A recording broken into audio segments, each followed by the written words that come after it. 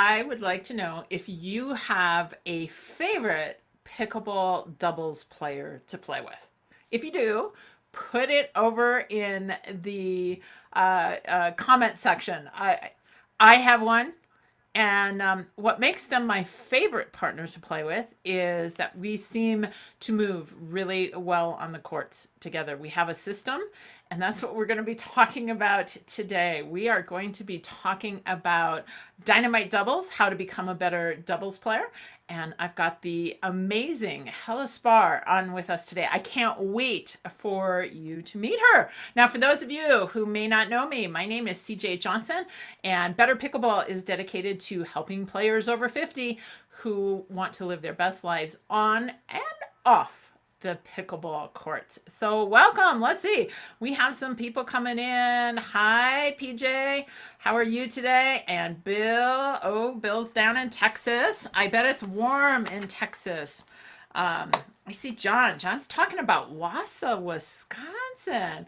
Hey, John, I am originally from Ironwood, Michigan. In fact, I'll be traveling back your way to see my father coming up here next month. So yeah, so lots of stuff going on. We're going to bring Helle in just a few minutes, but wanted to make sure that you're aware. Hopefully, is anybody in the 7-day fitness challenge? If you are, put a quick yes down in the comments. I know Dale Cassell. Dale's here joining us again. She's our lovely chat moderator. She's the Vanna White of the chat. Thank you so much for being with us again today, Dale. We really appreciate it. But if you are in the Pickleball Fitness Challenge, it just started 2 days ago. And if you aren't, it's not too late to join us. I'm going to have Dale post that in the chat. So there's a link and you can sign up and you can join us and do the workouts. So it's totally pickleball focused. It's going to take 30 minutes from your day. So you'll be able to fit it in anywhere and you can do it at your own pace. So yeah, Dale told me she started it today. She said it was hard. Well, they're not supposed to be easy. Otherwise, why would you call them a challenge, Dale? All right. And Helen is in there. You just signed up for the challenge. Perfect. Oh, okay. So the challenge wasn't hard. The everything that's going on in the world is hard. Yes, it is. Definitely. It is. It is a challenging time for us right now. So hopefully we can enjoy ourselves just a little bit here before we go back to reality and do the things that we need to do to support the people and the community in our lives. So Dale will put that link. She's got it there in the chat. Remember today she's here. Dale's moderating. So if you have questions for Helle and Helle will answer them, do me a favor, put a Q or the word question in front of that so that Dale knows it's a question and then she sends it to me and we'll go from there. All right. So, by the way, before we get to Helle, I just wanted to remind you, this is the last time we're going to do this weekly. I've enjoyed it. It's been a ton of fun, but I know that a lot of you are getting out to play pickleball again. We're going to go back to our monthly format starting in July. And in the month of July, I'm going to move it for one night. I'm going to move it from a Tuesday to a Monday. So it'll be Monday, July 6th at 4 p.m. is when we will have our next one. And I'm still working on a guest. I have some ideas and I have some theories and I've been listening to what you've been telling me. So, but anyway, all right, so let's start talking pickleball. Let's start talking some doubles. So let me first bring her in. I'm going to bring in the amazing Miss Helle Sparre. How are you today, Helle? I'm great. I'm happy to be here. I'm excited. We are so glad to have you here. I just wanted to tell you, last year, Helle and I met. We actually have a friend in common who Helle has known for years, I've known for years, and it was quite funny because my friend Linda said to me, she said, you know, one of my friends who I knew when I lived in the Bay Area, she's playing that same pickleball thing you're playing. She's all over Facebook with it. She said, you wouldn't happen to know her, would you? And as luck would have it, Helle had played a couple tournaments with Laura Fenton Cavanda, who most of you know has visited Tahoe and on this channel. So it took us a while to finally get connected, but it was tremendous to meet her because she is such a great player. She's both a U.S. Open as well as a national champion. So what, Helle, people here might not be familiar with exactly who you are, except that tells them that you're really good if you're a U.S. Open and a national champion. Why don't you fill in the blanks for people and give us your background? Yeah, thanks, CJ. So I am from Denmark originally, so I have a funny accent, and sometimes I say the words wrong because I'm close but not quite right. So people who know me, they just know to guess because I'm always close, but I'm usually one letter off. So if that happens, bear with me. But in growing up in Denmark, I played tennis, and then I got to the States at the age of 17 and played orange ball and decided I liked it over here. And my dad encouraged me, and he said, you know, if you want to get better in tennis, you got to get to the States. So I moved over here. Like to say I finished school, but I didn't. But anyway, I got here and I made tennis my life. And I set out to make it, and this was the land of opportunity. So I really enjoyed the opportunities that tennis gave me. So then I lived in California. That's kind of, I first came to Florida, but then I got to California. I got married at 19, and I just started teaching tennis as soon as I stopped on the tour because I was on the tour for like whoever 73 to 78, a long time ago. So that I got on the tour, I did well, I supported myself, and I had a ton of fun. But then I was tired. At 22, I was so tired of traveling and doing the whole thing that I needed to stay home. And I started teaching. And I started teaching tennis. And I love both singles and doubles. But in teaching, most people play doubles, which is also when we get to pickleball, most people play doubles. So it's kind of like a perfect transition. So I started teaching doubles. And as I'm playing and I'm teaching, I'm finding that my partner is running somewhere when I was expecting them to be somewhere else, or they're standing still when it's time to move. And I'm thinking there's a disconnect here. We need to follow the same ball, be ready for the same ball, and play as a team. So that's how Dynamite Doubles developed through teaching tennis. And I started teaching at a club where people could play with each other, even though they were not always the same partner. So, you know, you have a team of 12 people and they like to only play with two because so and so doesn't do that and so doesn't do that. So I said, well, we need a common system that if you play this way, you can play with anybody on this team. So that's kind of how it all developed. And I started writing, and I started procrastinating because this is a different language. And finally the book came out. I think it was in 2004, and I had started it somewhere back in the 80s, so it was like a 14-15 year in my head process, which is usually where things live in my head and it's hard to get it out in a format that you can understand. But anyway, so long story short, I kept teaching it, and then I still worked at this tennis club for 28 years. I had this job as a tennis director, and then we moved to Arizona, and it was time to do something different. And of course, in Arizona, you hear this ping, ping, ping on a different ball, different court than a tennis court, and you hear laughter, and you hear speed and excitement. And so I gravitated to some pickleball courts and said, this could be really fun to play. Because Was yeah. was that the first time you got introduced to pickleball? So you didn't play any pickleball in California. It was Arizona.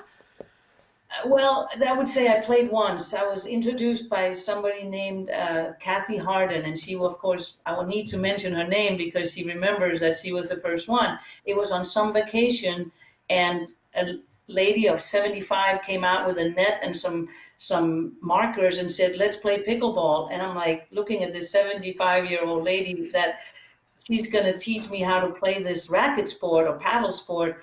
And it showed me that ages and genders, it didn't matter, and levels, we could all play this fun game. And of course, I flew into the kitchen, I flew in volleying after I served, and she was like, no, no, no, you can't do that. So how we have fun with all tennis players that come in to, they can't storm forward like that. So it got me intrigued, but nothing happened besides that one time. So that was my California experience. And then I moved to Arizona, and I said, I gotta play this game. My club wanted me to start introducing it to California, but I was already having my heart set on going to Arizona, so I'm not starting a new program before I come to Arizona. So I moved to Mesa and Leisure World, and that's when it all started. And I think I played my first tournament maybe 4 months after I started.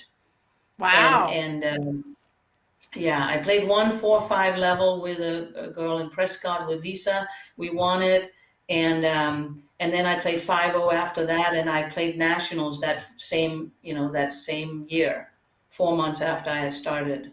So let's talk about this, because not only did Dynamite doubles transition from tennis to pickleball, you had to transition from tennis to pickleball. So let's start with you first, because we have a lot of tennis players, or people coming from a racket sports background. Um, what were some of your biggest hurdles, and what kind of advice can you give to people to maybe shortcut that learning curve that comes from Yeah, tennis to pickleball? slow down, slow down.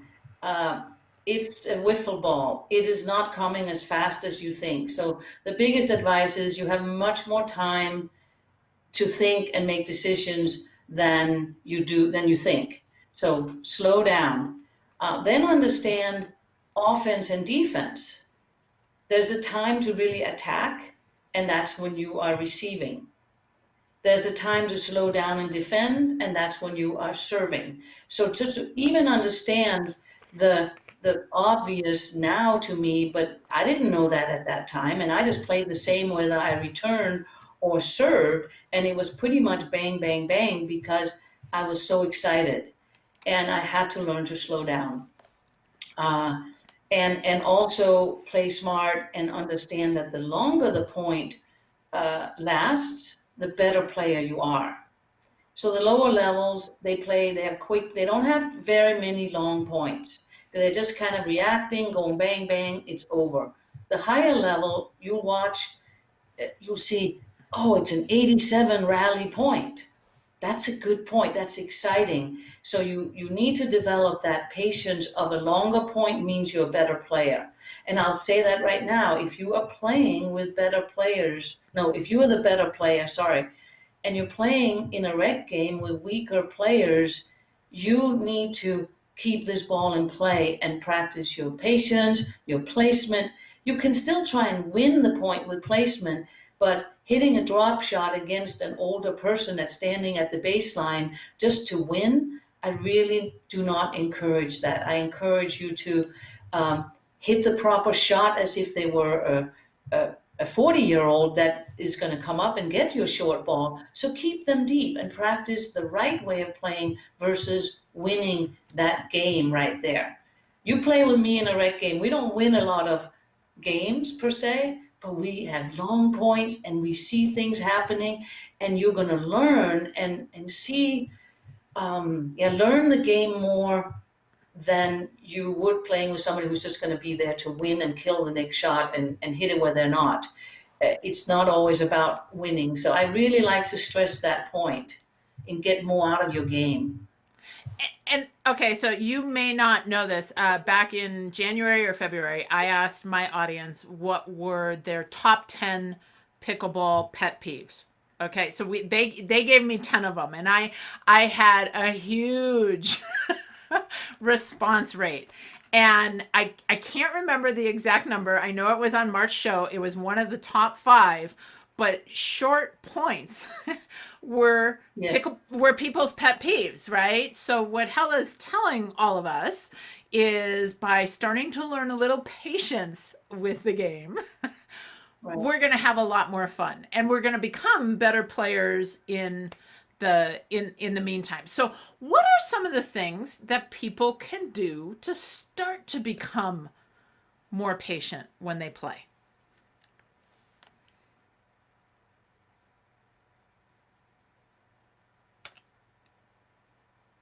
Uh-oh. I don't think she's thinking. I think she froze. Let's see. We're going to see if we can get her back here. Like I said, I think she froze a little bit. That's okay. We're going to try it one more time. There we go. Okay, I'm going to text her and tell her to call back in. So let's see if we can get her back.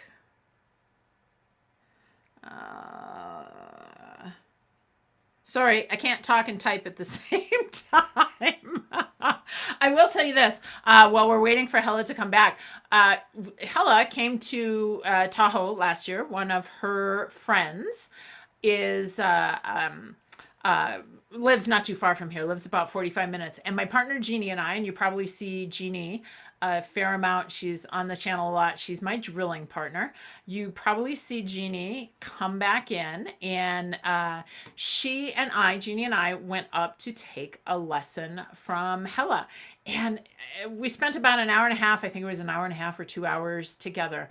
And we got so much from it, just in terms of movement patterns and being able to understand and anticipate where each other would be. So yeah, okay. So I'm trying to get Helle. There she goes. Okay, I think we got her back. Let me get her audio on. There we go. There we go. You're back. Yes, I can hear you. You just froze. Sometimes that happens. It's live, right? Yeah. Well, I disappeared. I had to log back in, I think. Right, exactly. Exactly. Okay. But it was really cute because I asked you this question and you went to think about it for a second, and I'm like, oh, she's not thinking. Now she's frozen. Oh, okay. Okay, so I think I asked you, what could we do to become a little bit more patient? Yeah, patience is something you need to develop, like in life, right? I mean, uh, maybe set goals of I'm going to hit my in tennis. It was always I'm going to hit 3 shots over the net before I go for anything. So in this in pickleball, I usually call it the perfect four. So if you serve, that's one. Return is two. Third shot is three, and make your fourth shot is the fourth.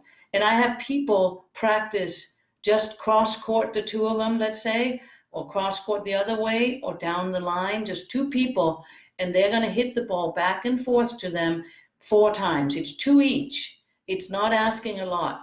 But if you can make every point go over 4 times, I will probably say, yeah, I'll play with you. But if you miss on any of those first four for no particular reason, it becomes boring, short, and no exercise, no challenging of the mind, and it's pretty useless. That's not fun to me. If I get it back over the net and you get it back over the net, and we are back and forth having a conversation, we can then develop this great game and take it to another level. You're not going to take this game to another level if you're a 1-1-2 striker. It's short-lived, and you better play tennis. I mean, singles, not doubles.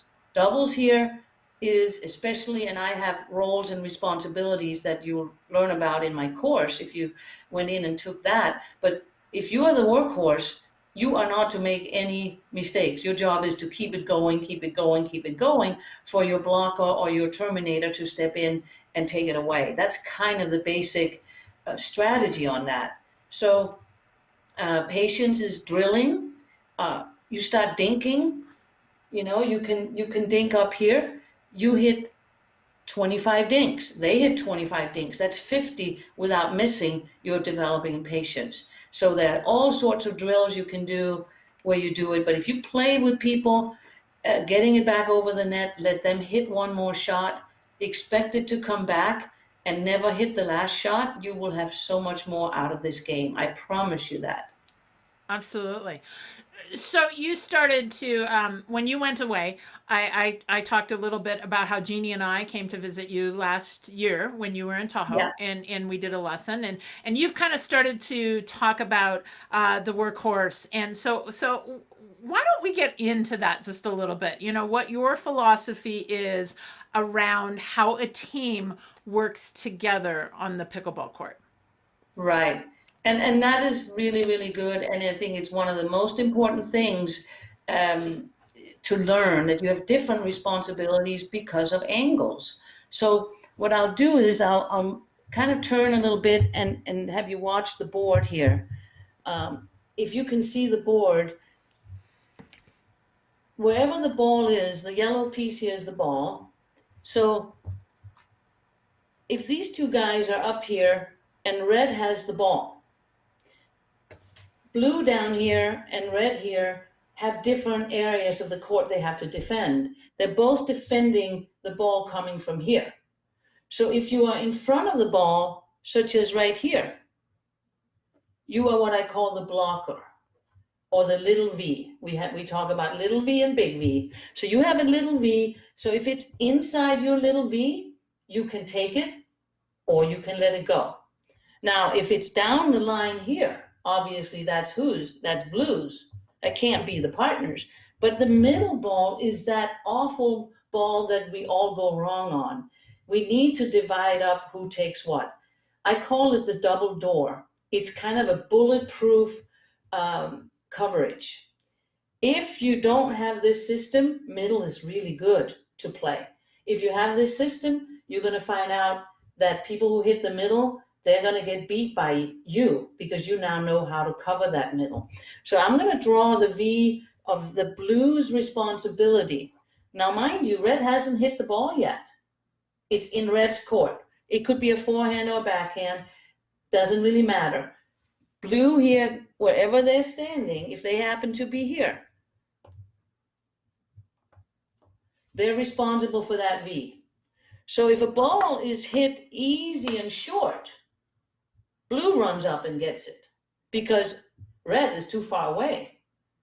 But if it's past V, the blue's right hand wing here in the V, it goes past that and it's coming really hard. And this blue cannot do a whole lot of good with it. They let it go and they let the red back here, whose V looks like that, and they can now catch that ball here and it will be with a backhand. And that ball goes back in this direction so they keep the same coverage for two shots in a row. Because if blue is a little ahead of red, that's really good to understand. To understand the middle ball. If red here hits it straight ahead, the V's change. Can you see that? If red hits it here, now blue is saying, holy smokes, my V was just here. Now my V changes and goes here, and red's changes and goes here. That took some time. Probably not enough time for you guys to get organized, and blue got a winner right through your middle because you got caught in what I call wrong way Wanda, WWW. That's just, you don't want to do that. So the built-in safety is when red takes this ball, red hits it back to red, blue stays in the same position, has the same coverage, red sees the same ball. Now they've had two chances to maybe reset and hit a ball into the kitchen, after which they could advance.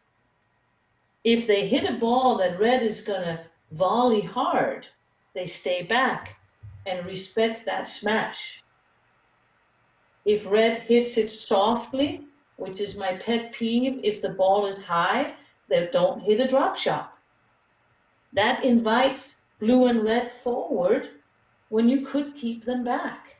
play the right way. Don't play just to win that point. Now, if it's match point at nationals and I have hit them back here for 10 times and it keeps coming back, then I might do one short one. But it's not my go-to shot, because when I see two people back or one person back, my goal is to keep them back and keep my offense. And therefore, also the ball continues, the point continues. You watch the young pros, they don't hit drop shots on high balls because these guys run up and get the kitchen then. And then the partner is saying, why didn't you keep them back?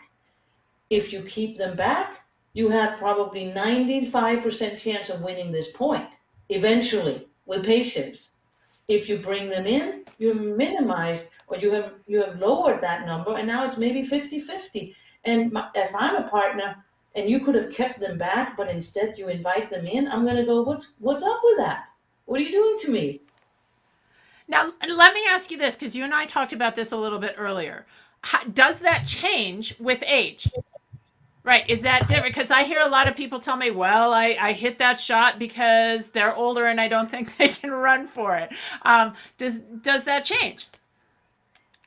No, because I'm getting older.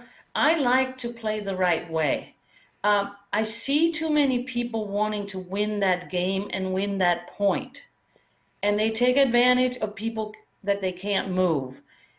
If you are at 11, 10, and it's been a great game and you get one of those high balls, hit a drop shot.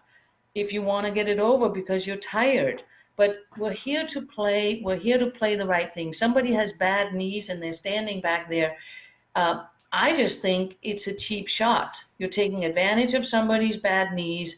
You're finishing, and we've just said short points is a pet peeve. Learn to hit a volley you'd have to hit against me.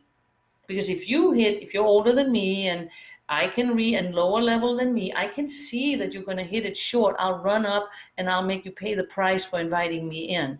So I really invite you to learn the game and play it to the fullest, so you and your three other people on the court get as much out of it as possible, and not become that person everybody rolls their eyes and go, nice shot, and they can't wait to get off the court because you've hit these chicken. I mean, I had a student today who says that was her pet peeve, and he says that's chicken shot, and she tells the people, and it's like, it's legit, because it you don't need to win that badly. This is pickleball, and Well, and in a tournament, be careful, because high ball hit it hard, low balls hit it soft. So stay true to what the ball dictates, not what your mind says, because I tell you, those soft ones often dribble down your paddle into the net and you don't even get it over when you could have hit it hard. And it's so satisfying to hit it hard.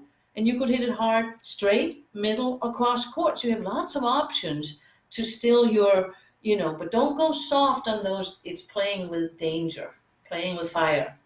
well, and one of the other things that I think feeds into this is it may work for you today, but I can guarantee you, if we're out on the court with Helle, she's going to see that shot coming a mile away.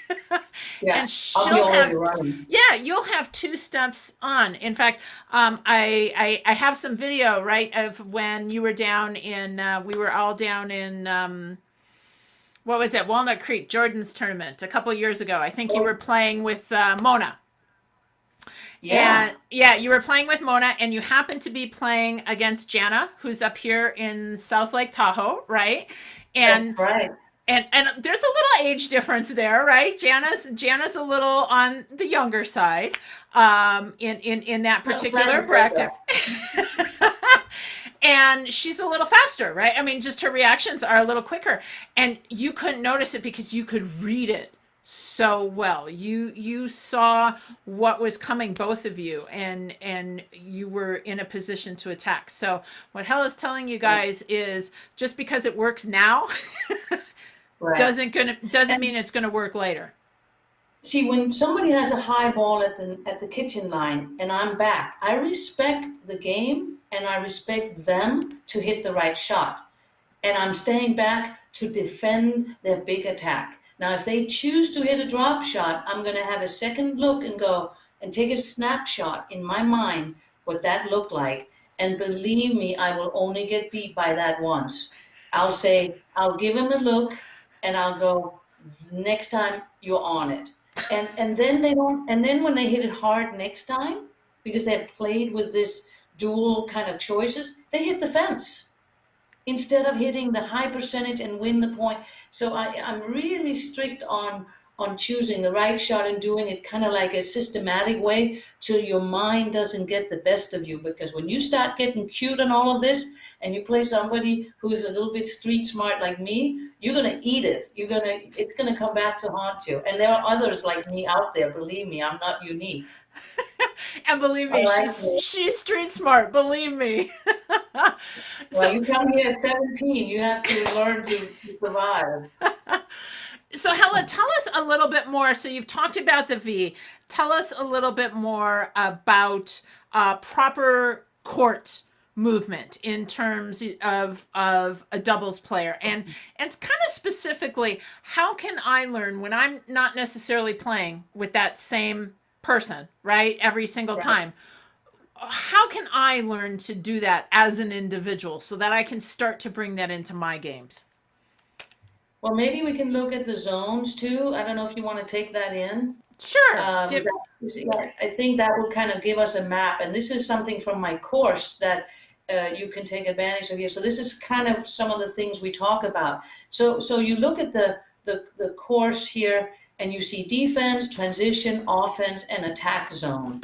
And we're facing from the bottom up. And so in defense, you learn to always let the ball bounce, for example.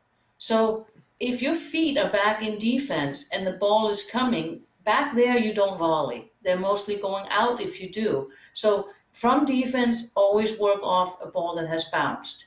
And a lot of times it will be just before the second bounce that you get to it, especially being a little older. So if they hit a ball that bounces in, I don't know if I can point at my anyway, if it bounces in transition zone, it will reach you in defense before the second bounce. You don't have to run into it.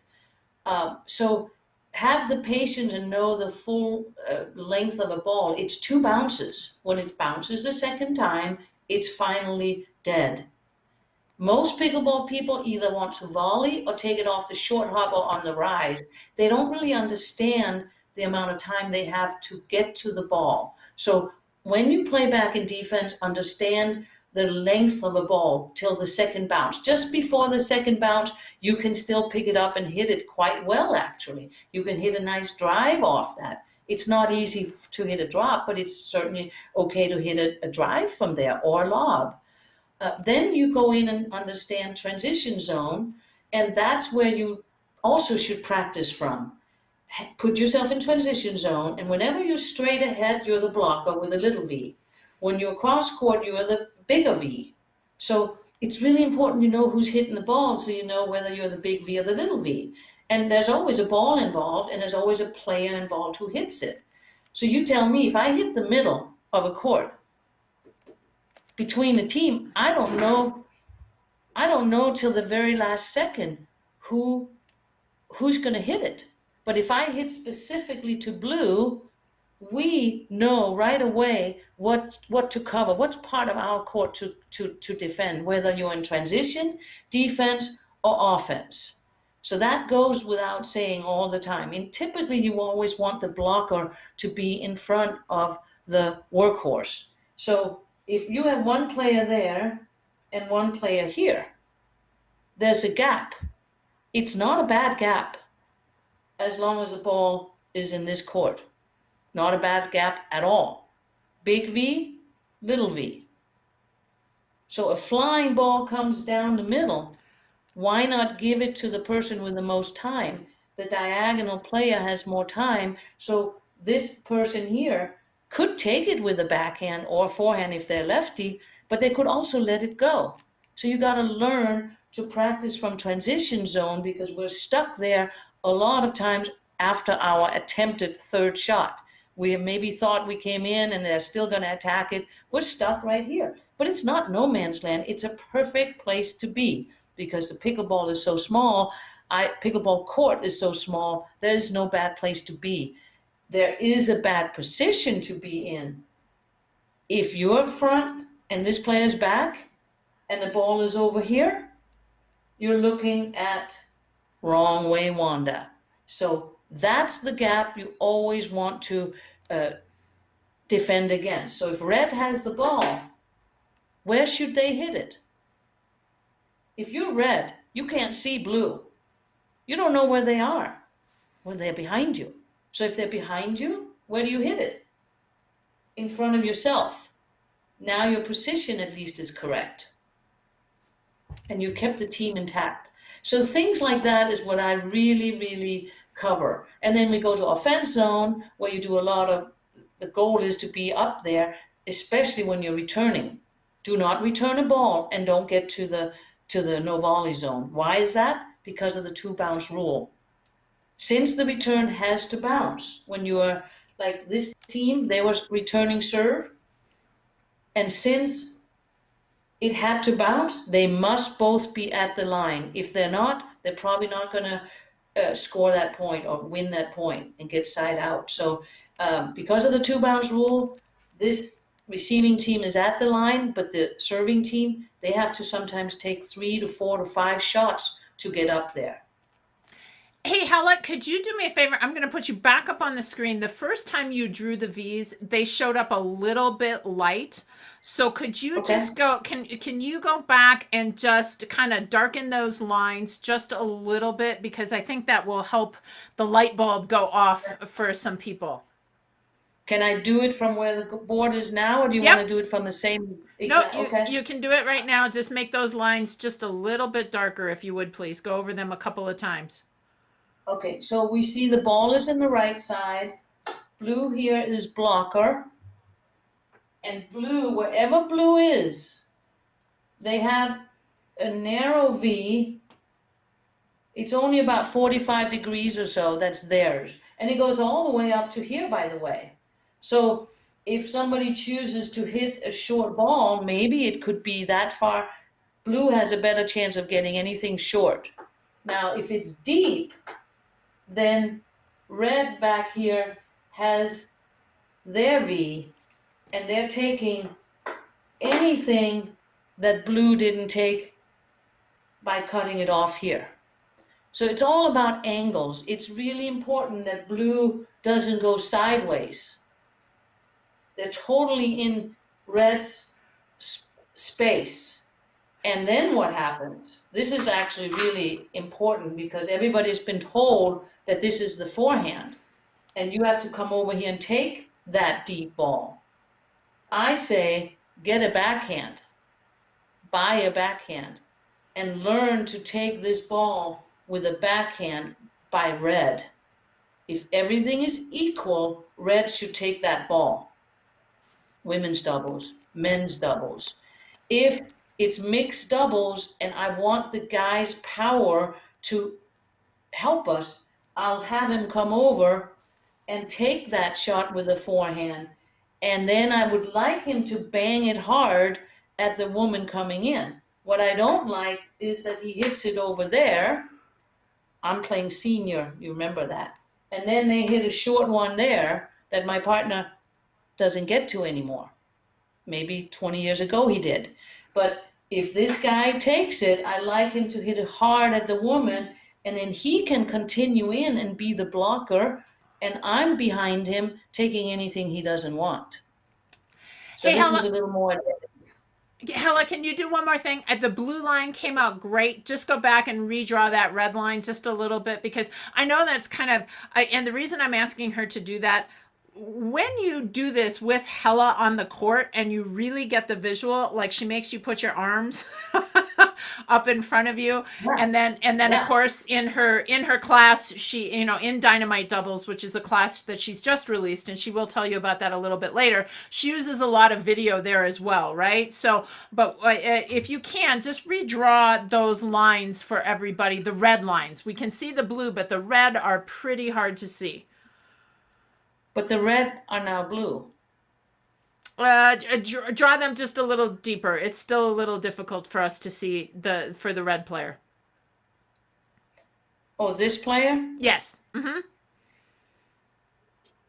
Okay, do you need more space or do you need more No, lines? just more lines, just a little darker. It's kind of double There we line go. now. Can you see There we that? go. Yep. Okay. Can hopefully I think everybody can see that now. Okay, So, cool. so you always position yourself in the middle of that person's options. They could hit it over here. And see, if you let it bounce and continue, it will be within your V and you'll catch it way out there before the second bounce. So you get to it. And if they hit it down the middle, you'll get to it back here. So you're putting yourself in a position where you have the most time to get any of their possible shots that are going into your V. It's kind of a funnel. You hold your arms out and you say, hit into my funnel. And if you can cut the ball off before the second bounce inside your funnel, you can defend that shot. And that's a tennis, years of running down tennis balls. We just do that naturally. But somehow in pickleball, I don't think it was ever really explained so much because everybody was so busy running forward and they never really understood how much time there is until you have to hit the ball. Cool. All right, so we have some questions coming in. So let's Okay. see. So this one is coming from Ken Harrington. Hello, Ken. How are you doing today? Ken wants to know what are some good words to say to your doubles partner when you want to change strategies? So maybe you can even, not just the words, how do you know when it's time to change strategies, or when should you stay with a strategy? Well, it means you must have a strategy to begin with, right? So uh, you can say, I got an idea. I would usually say if it's strategy change, take a time out because strategy change is big. We've just been going to A, we've isolated A, or we have tried to go cross court. We've had an idea, a plan that is changing. Now, if you can quickly say, let's go to Bill now. Let's just go to Bill. 2-on-1. Let's go. Let's just hit everything to Bill right now because he's a little cold. He's a little hot-headed, or he's whatever. Um, he's cold. He's not feeling it. We need to break him. Let's go there now. If that's the strategy, that could be quick. But if you need something drastic, as far as starting to hit hard when you've been hitting soft, or hitting soft when you've been hitting hard, um, then I think you need to take a time out and say, I got an idea. How about this? Or you start with, I'm getting beat by this. Like I often will say, I'm getting beat going cross court with this girl. I cannot hang with her. I need to be straight across from her. So then we will stack or do things so I can feel comfortable. So usually there's a player who's all of a sudden being isolated, whoever is being targeted, and if it's not working, you need to switch either via a stacking or a switch or something where that particular pattern doesn't work anymore. And you'll see matches completely swing around by just you not being cross court from the girl or the man, but instead straight ahead. Whatever it is that is beating you, if you know you have a problem, that could be a biggie. I usually am, I either want to be the blocker when we're targeting Mary, or I want to be the workhorse when we're targeting Mary. And sometimes one thing is on the left side and a different thing on the right side holds true. I have a favorite side on the right side. Everybody knows that. That was my side on tennis. All my doubles matches, see, in tennis, we stay on the same side for a whole set. I love the right side. I see it better. I defend it better. So when I'm uncomfortable, I like to get over there. Now, if that means we're losing the point, I will be uncomfortable and be in the other side if the strategy change for that particular thing is more important. But it's mainly, you need to ask me what the strategy that you have, that's such a great idea, is. Why don't you do it? If there isn't a timeout, why don't you just do it? And then after a couple of successes, you go, you know what? When I'm hitting to that guy's backhand over there, uh, he's not getting it. So you're sharing, you're doing it with them, and you're not telling them what to do. You're just saying, this is what I'm doing, and it's working. Let's try that. And then he'll immediately hit it the other direction, and you go, okay, that's what happens.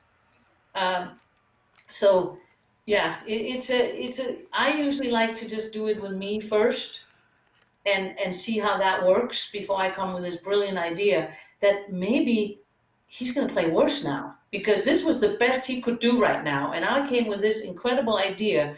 He completely had a brain fart and now he's missed 3 in a row. And I distracted that person by my great, brilliant idea. So be careful with this sharing it. I like doing it, and then the success speaks for itself. Great advice. Okay, you open the door for this one, and we have a question on this one. This actually came in from Dale. You talked about being more comfortable that or that you like the right side better, and she wants to know about stacking. She says, "What about stacking?" And she specifically here said, "With a lefty partner when receiving?" Question mark. What's the best strategy for that? So maybe talk a little bit about stacking in general. Yeah, when receiving, um, we often, I'll move it over here. Um, we'll have the serving team here, they're receiving. So this is stacking. I don't know about you, but there's a player outside the court. Red is awfully alone back here. There's certainly no surprise. We know that this player is going here. They're not going to come all the way over here. So serving team knows exactly that these guys are going to scramble for a little bit. This guy will go in here, this guy will come up here, and there's a little bit of confusion while they're getting into place. So I don't recommend that. I recommend a signal. So blue is returning, red is giving a signal, stay, go. So they say, we want to switch. Instead of stacking, I call it switch. Open hand, we're switching. Now, what's really important if you're switching is that blue hits the ball in front of red where they're switching to. Do not hit it cross court. And this person leaves. Now we talk about wrong way Wanda. Wrong players in front. They're totally wrong. So if you're gonna switch, you have to learn to place your return in the middle or down the line, not cross court, typically. So that's what a switch means. Red wants to be on the right side. I actually love this play. Mona and I do this a lot when we played, and we still take pride in the first time we do it in any match, we win that point. Not always afterwards, but the first time they see it, this return goes down the line straight. This player moves over, not very fast, takes care of the middle, protecting this player as they're coming up. And if you're senior and you only come to here, it's okay. Right player in front of the ball, little V, or poaching, make it bigger. Back person takes whatever red doesn't take. So you always want to hit the ball in front of the person who's already at the net. And now you got the right position. You don't have a bad hole at all. So that's my stacking on return of serve. I suggest switching rather than the stacking. When serving, do you want me to talk about it when serving or not? I can't hear you now. Yes, let's talk about it when serving. That sounds great. I'll do it from up here so you can see. So red wants to go to blue. Blue wants to be red. What we normally do is this.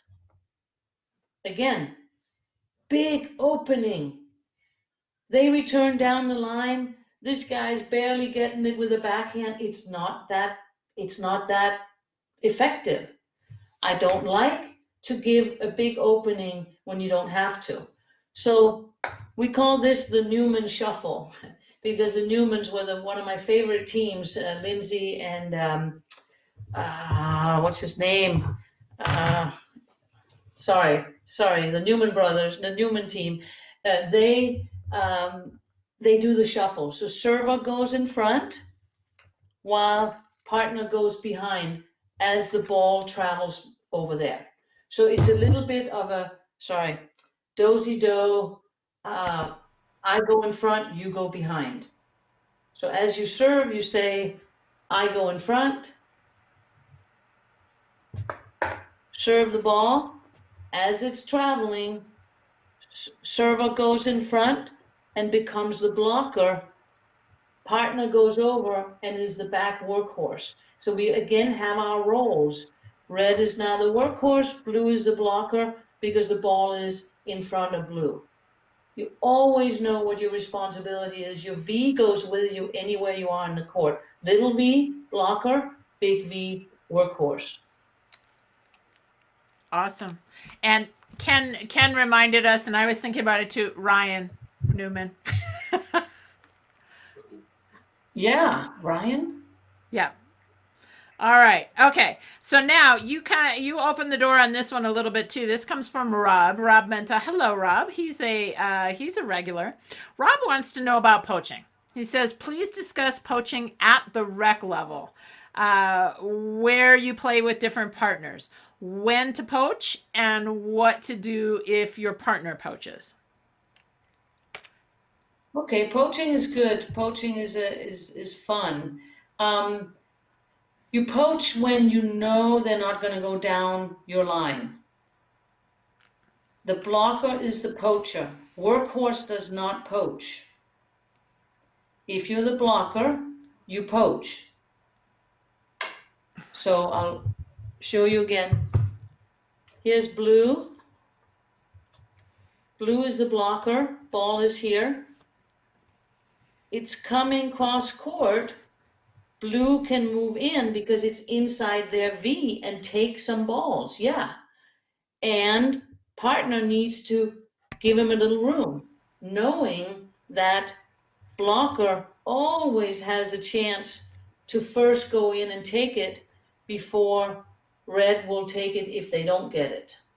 So you're not fighting for the same ball. Now, you don't poach when this person has lots of options. If they have an option to go down your line, you stay home. So they have to be in trouble where they want to avoid you, then you poach. So you have to be anticipating, and when they put their head down is when you go.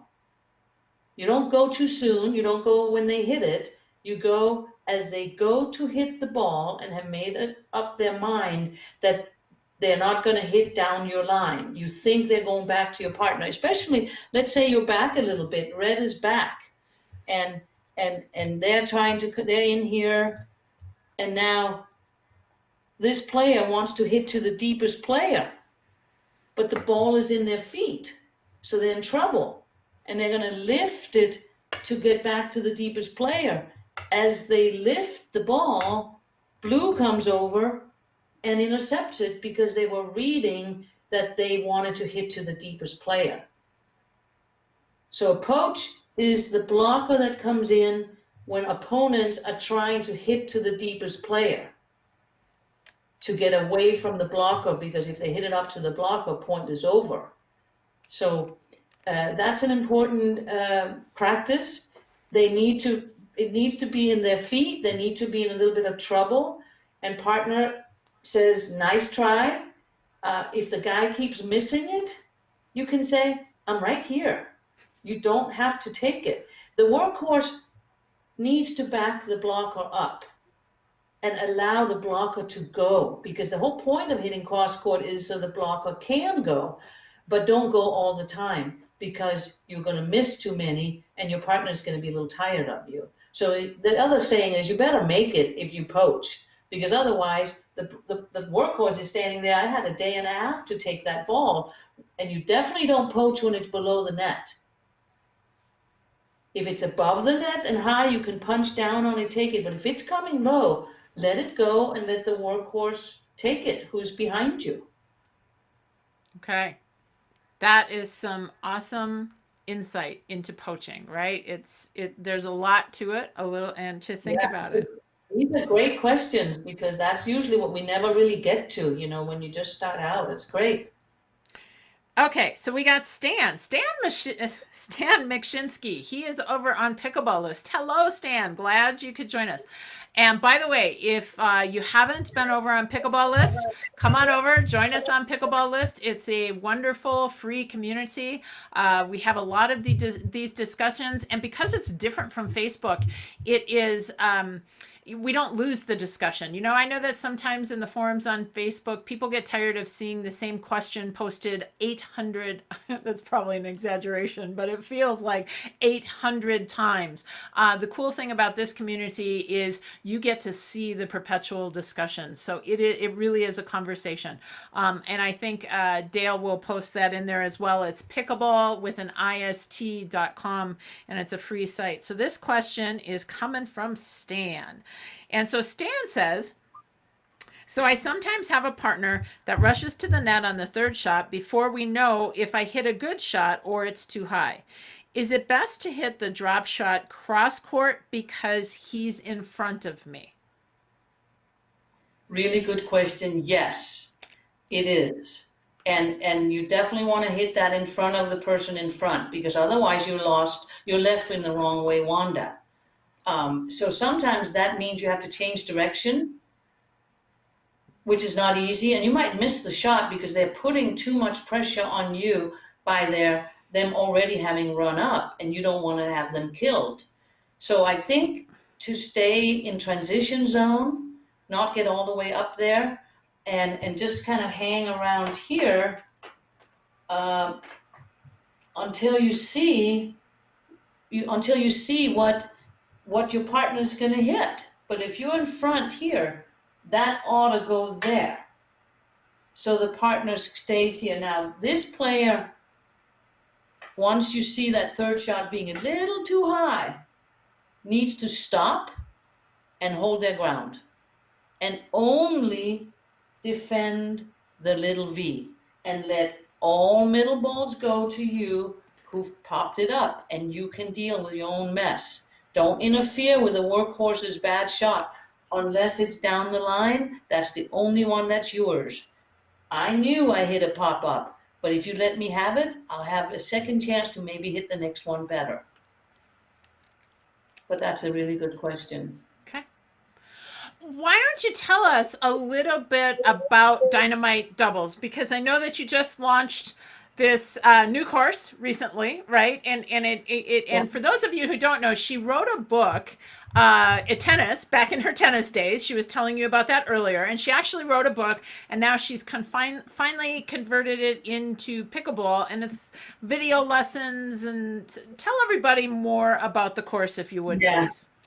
Yeah, so everybody was saying, when is the pickleball book coming out? We have the tennis book, and I don't like to write, and I don't like to read, so the book is really hard for me. And then I hooked up with Trey, who did this World Summit last February, and I did my Dynamite doubles with him, and he contacted me and said, would you like to do this Dynamite doubles together? And I'm like, I'm all over it, because that was my vision to begin with, even in tennis, that it became a visual. I'm so visual of a player and a learner that if I could see a video, then I will learn it. So we put it together, and it's probably like 36 lessons. It's hours and hours of this being put down in a very systematic, step-by-step way.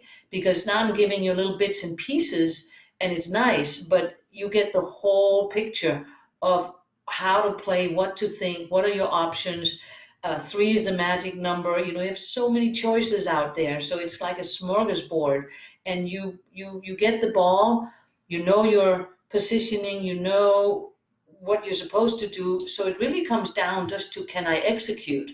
3 5s are not going to execute as well as the 5 O's, but they can still have the same brain and mind to play the game. There's nothing wrong with your intelligence at a 3 5 level that you can't get the big game. So I don't believe in teaching the strategy differently. Execution will be different, but so will the execution of the winner. So everything is relative.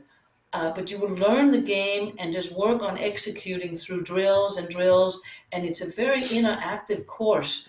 I have phone. We have coaching online. We have this great family now, and you're like a member of this Dynamite doubles course, and we will take this game to another level. I can guarantee you that. And I've had super results and feedback from people who've taken it, and it's people who've taken lessons with me live for a couple of years. They now finally have their notes. It's all transcribed. I didn't have to write a book. It's all there, and you will have it forever. It's not just, in and out, and it's gone when you've watched it. It's yours, and it's material to teach. It's material to play. It's sharing with your household, and it's really amazing. But get your partner to get one, and you can both learn these lessons and play as a team and have more fun and be challenged and get great exercise. And you'll win some. You'll win probably a lot more than you do now. But winning is not the main objective. Playing as a team and having this exciting Dynamite doubles experience will be. I never know what the score is because I'm just in the point so much that I'm so enmeshed in how to do it right, and it's still a learning process for me. But it's very exciting, and I think you'll like it. And I just want to say, and Trey is actually in the chat. Hi Trey, how are you? Hey, Fred.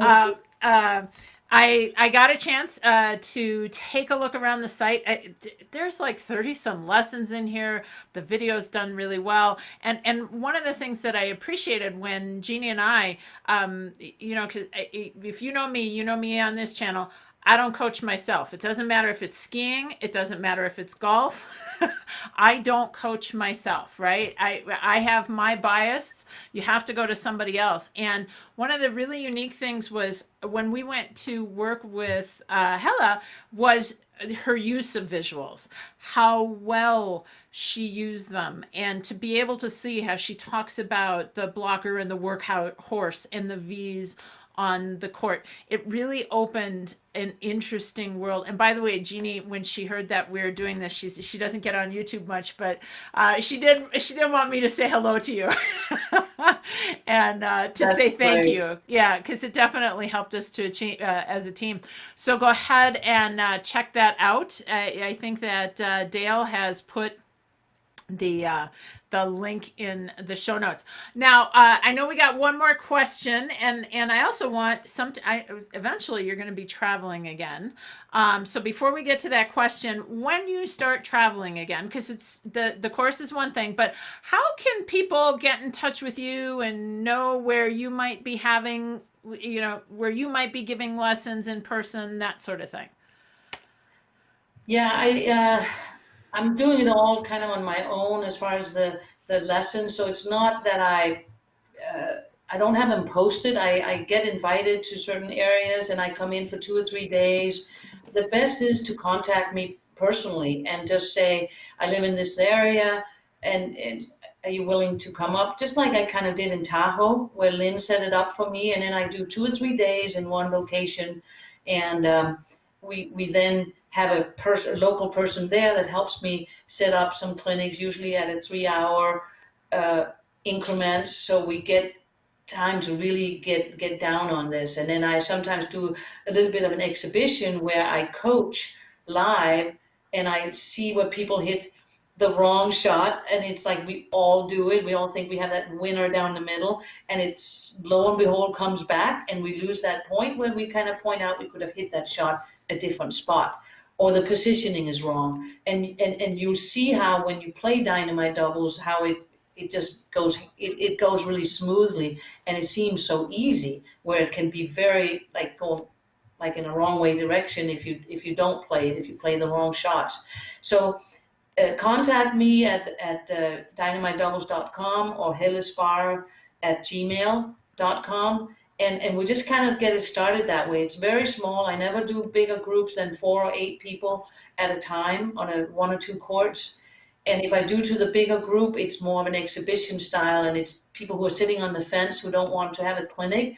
We get you in there, and I have 4 or 5 people on the court. We rotate and we play points and analyze and talk about, because when people see it, they go, "Oh yeah, that's wrong." But they don't realize they do it themselves on the court. So one thing is to see it and then learn to not do it on the court. This wrong way Wanda is a biggie. Try to do everything you can to not leave your partner and you in that, because opponents see it like a freeway and they beat you down the middle.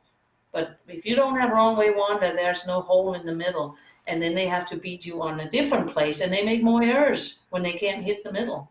Absolutely. But that's the best way. And I'm very, text or email. I'm very responsible on that. Phone, I don't really talk much on the phone, but I do respond. So contact me, and we send. I'd love to travel, and if I'm in your area, I'll be happy to include you and get you on the list. Absolutely. So we have a couple more questions. This one is coming from Ken Harrington, and he wants to know if you change your grip while you're playing. Yes. The short answer is yes. You may, I have a paddle here. I will change my grip. I like to hold it up here now. When I first started, I was a tennis player and I would hold it here.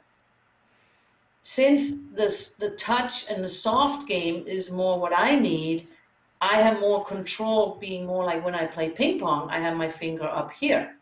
So this is my new grip, and I even, this is the Epic, same length as the Invicta. It sticks out a little bit, and I can use that to reach. When I need to reach for a ball, I have a relatively loose grip that allows me to extend it. So if I really need an extender, I have my Invicta that's longer, and I also have a little extra grip. I'll reach the low balls just before the second bounce as I'm getting older and slower, and it'll give me a little more time. But I will have the Continental grip. Let's see how we can show that. It's kind of difficult. The Continental grip is for most of my shots, but if I want to hit a top spin backhand, I'm going to rotate it over and have my knuckles up on top of this bar, the bar of the grip, to have more of a flat surface so the ball doesn't fly out. So I'm very aware of my paddle angle. So the Continental grip gives me a slice backhand automatically, but not topspin. The Continental forehand gives me a slice naturally, but not topspin. So, yeah, it's hard to show here. So I turn it depending on what paddle surface I want. More topspin, I close my paddle face and brush up. Slice is more of an open paddle face. But again, hold a loose grip so you're able to adjust it depending on how do you want the ball to come off your paddle. If it's open, they're going to go up. Well, when you're resetting, you may need that because you're not hitting it hard. But if you're hitting hard and you have an open paddle face, it's going to go out. So whatever you do with your paddle, affects the ball. So be flexible. I think there's time to change grips, especially as the balls are coming slow at you. But if they're coming hard, you don't change your grip. You just have a flat surface and you punch it back. Or if you need to reset, you can put a little backspin on it. Depending on the height of the ball, I change my grip, or my arm would be hurting because I would have to adjust with muscle. So I adjust here versus muscle and arm, and that's why I'm still surviving out there after all these years. I don't have tennis elbow because I'm very, this is like a glove. I'm very, very familiar holding a paddle in my hand. It's like I don't sleep with it, but it's almost something I have in my hand all the time. I used to, but not anymore. Not anymore. talk just a little bit. I want to finish this up by talking just a little bit. We had a great conversation when we were prepping for this about the difference between players who are over 50 and players who are under 50, and how you talked about some of those body mechanics, and how sometimes when we're trying to mimic the Riley Newmans of the world, or the Ben Riley, John, there yeah, we go. Riley, there Yeah, we go, the Riley Newmans or the Ben John. I have a lot of people, oh, I want to do the Ben John backhand roll, right? right, right. Talk a little bit. You made an observation about what happens to your body position by trying to do some of those things, so expand on that a little bit, if you would. Um, I'm not sure I follow you on my body position when Well, what you, did I say? well, let me back up and maybe ask the question in a different way. We talked about when we're trying to mimic younger players, and we sometimes don't have those body reflexes that we did when we were younger. We end up out of position by doing those things. Right, So maybe talk a right. little bit about that. Yeah, I mean, they do these great shots. You need to know that you have choices. The first thing is get the ball over the net. Your feet can only move so fast. Your mind usually moves faster than your feet. So first thing is get the ball back and hit it back from where it came. Don't change direction. That's one advice I can give you. You can change the height, you can change the pace, you can do the spin, but don't change direction at first because that adds more difficulty. And if you hit a shot, like I was just mentioning, I think earlier on when I showed my my partner here comes and takes this forehand and hits a drop over there, and it's not a very good drop, and it now gets beat here, they don't make it back in time.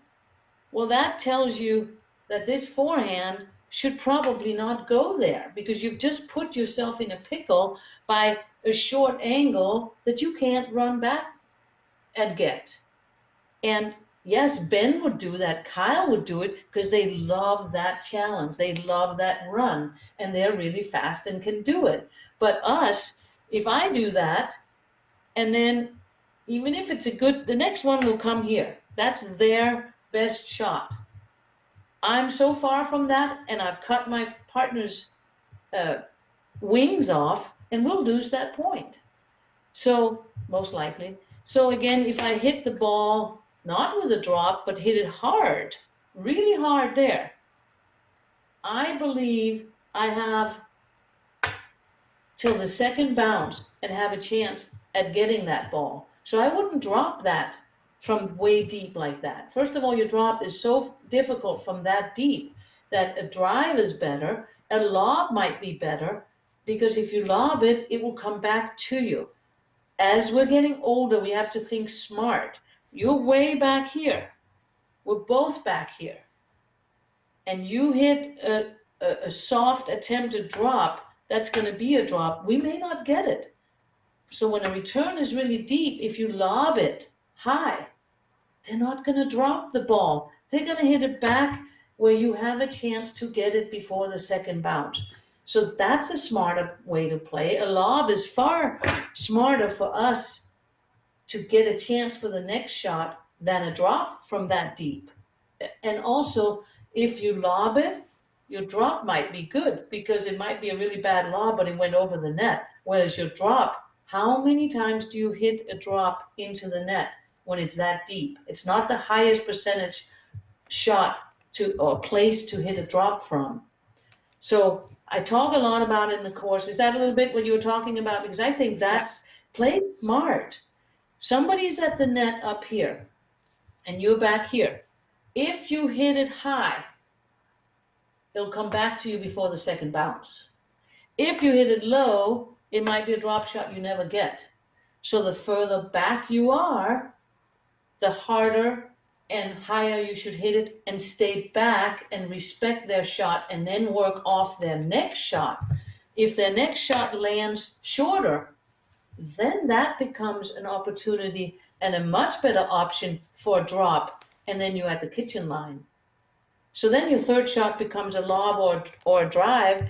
And I think um, in senior pickleball, that is becoming a much higher percentage shot because our mobility is not what it was.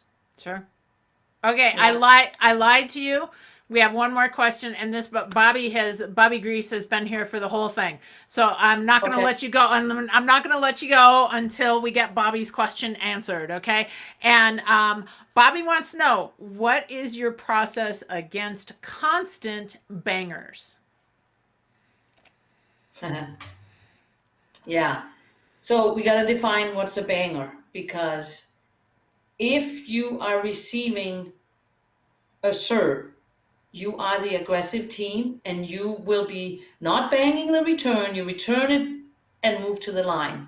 Now you're the banging team. Anything they volley, hit it hard. Be aggressive because you want to make it hard for the serving team to score. So if you hit it softly, you are then inviting the serving team to become a banger because they should bang your soft ball. So to avoid it, when I'm receiving, I return. It's like an approach shot in tennis. I don't hit it very hard. I hit it high and deep, so it gives me time to get to the line. The older you are, the less you move. Hit your returns higher and loftier. It buys you the adequate time to get to the line. Now, whatever ball the serving team hits, if the servers bang it hard, hit it hard back. That is not your job to reset that. Too many people try to reset that, they pop it up, and the bangers continue banging you. So I play the hard hitters. I play Scott Moore. I play some of these guys that are just whacking it right at me. When I'm at the kitchen line and they hit hard, my first response is hard back because that's the easiest. I am not able to control their ball on the first try and hit it softly without popping it up. I respect their drive and their hard hit and I bang it back. They are the bangers. So when you ask this question, it's the serving team that's considered the bangers.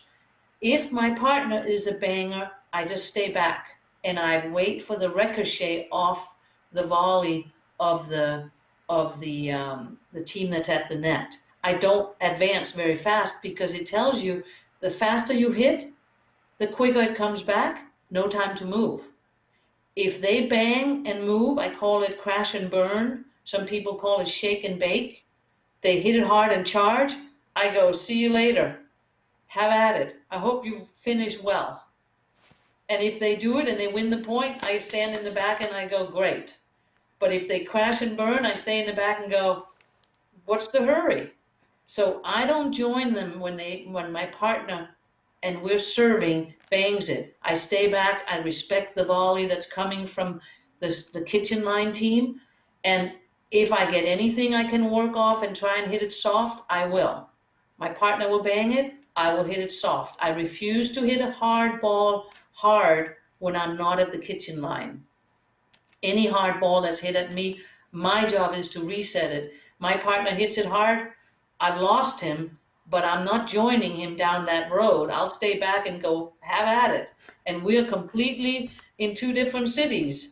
It's not a lot of fun, but I can't change him, but I can change me. And I refuse to go down that road. I get hit. I get blue and black in my eyes if I went to the net off that.